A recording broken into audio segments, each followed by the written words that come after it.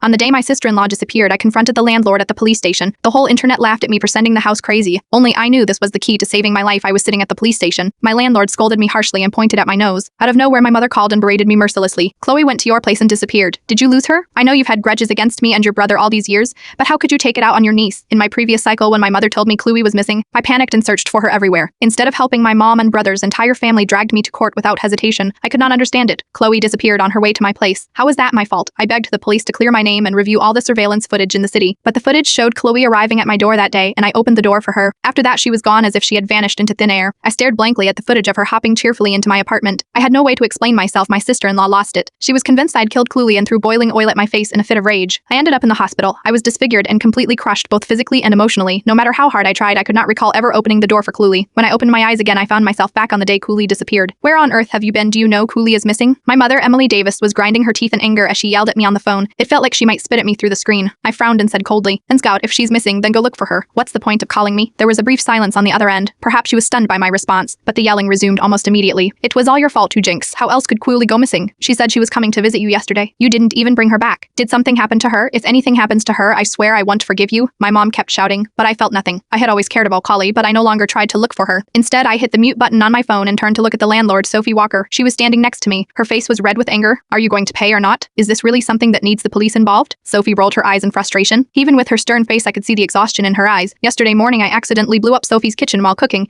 Ever since I was stuck at the police station with her, Sophie's solution was simple. She wanted $30,000 in compensation, but I refused to pay. Everyone, listen. She had a perfectly fine house, but she gave it away as a wedding gift to her brother. Now she's renting my place and blew up my kitchen. She won't pay for it. She's been here for 2 days and still hasn't shown any remorse. Since yesterday, Sophie has been going on and on about how stupid and unreasonable I was. She thought it was ridiculous for me to give the house I owned to my brother and sister-in-law, David and Margaret Carter. She also accused me of being even more unreasonable and rude by refusing to pay for the damage because she kept yelling. A crowd gathered outside the police station. Some elderly people pointed at me and young people filmed me with their phones and posted videos online. I was not angry as I watched the crowd turn me into a joke. Instead, I nodded with satisfaction just as the crowd was getting bored and about to leave. I took out the settlement agreement I had prepared earlier and handed it to Sophie. "I will pay you $50,000. I know I've caused you a lot of trouble these past couple of days,